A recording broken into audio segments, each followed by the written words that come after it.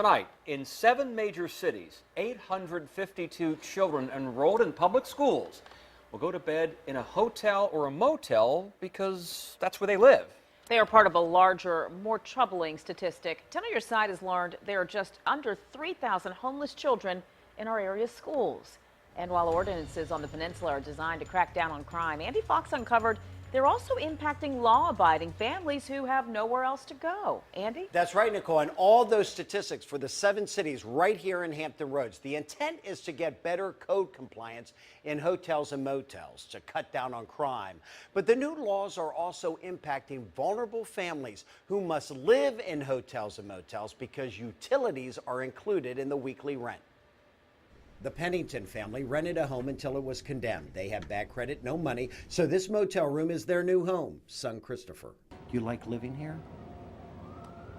It's better than living on the streets. I have a crock pot right here, which I got from a thrift store. They've been here since March 15th. Because I can put chicken in it. I mean, I can boil stuff. Hampton and Newport News do not want the Penningtons or anyone else living for extended periods in hotels and motels without kitchens. So they enacted similar length of stay laws. It shall be unlawful for any person to stay longer than 30 days in a 60-day period. Doing the best you can, doing whatever you can to survive, and you have to move after 30 days. I think that's just ridiculous. Newport News City Manager Jim Borey. You're talking about a hotel room which was really not meant as an extended stay. It was not meant as a place where people would plug in microwaves, burners and other things to become real hazards. I have the skillet right there where I fry my fish and stuff like that. You can do bacon and eggs. You can just about put anything in there.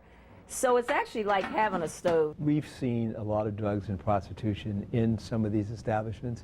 That's not why we're doing it.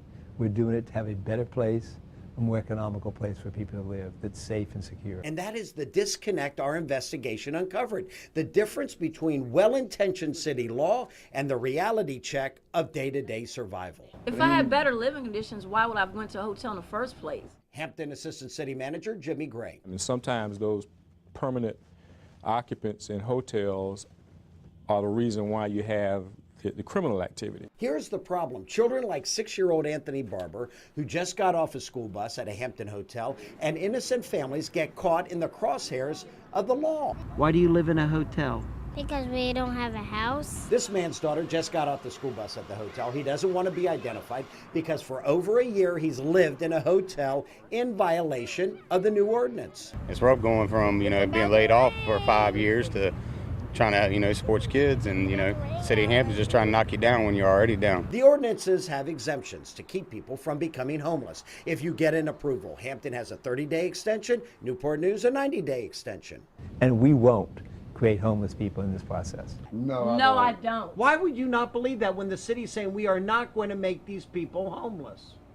I wouldn't believe it because they're not in my shoes. And just to make sure no one is thrown out on the streets, Hampton and Newport News go even further. The hotel-motel stay becomes open-ended, may be extended in writing by the zoning administrator with no period of time noted.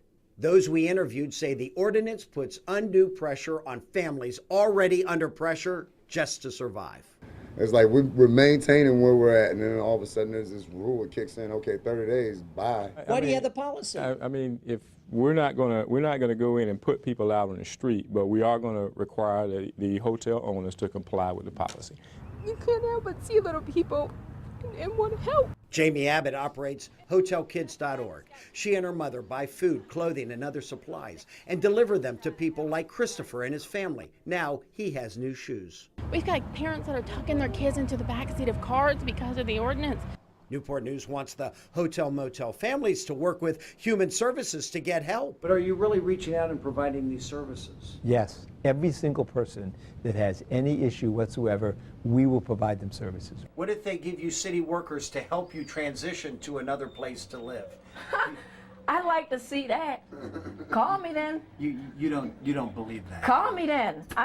Call me. I don't see it. We told the Penningtons to go to Human Services. They say they were told at this time there are no services available. They were given these numbers to call. They could find no help there either. We've asked. So many waiting lines, and they're not accepting new clients. And just feel like we just got turned down. No services available now. The ordinance is so new. Hampton and Newport News say they do not have any statistics as to whether the new laws are actually cutting down on crime. We are interested in that. Hampton claims to have placed 7 to 10 families thanks to the ordinance. Both cities say so far no one has been forced out of any hotel or motel due to the ordinance. If you would like to contribute to the Pennington family you saw in our report or hotelkids.org, go to our website at wavy.com and we will link you up. I'm Andy Fox, 10 on your side.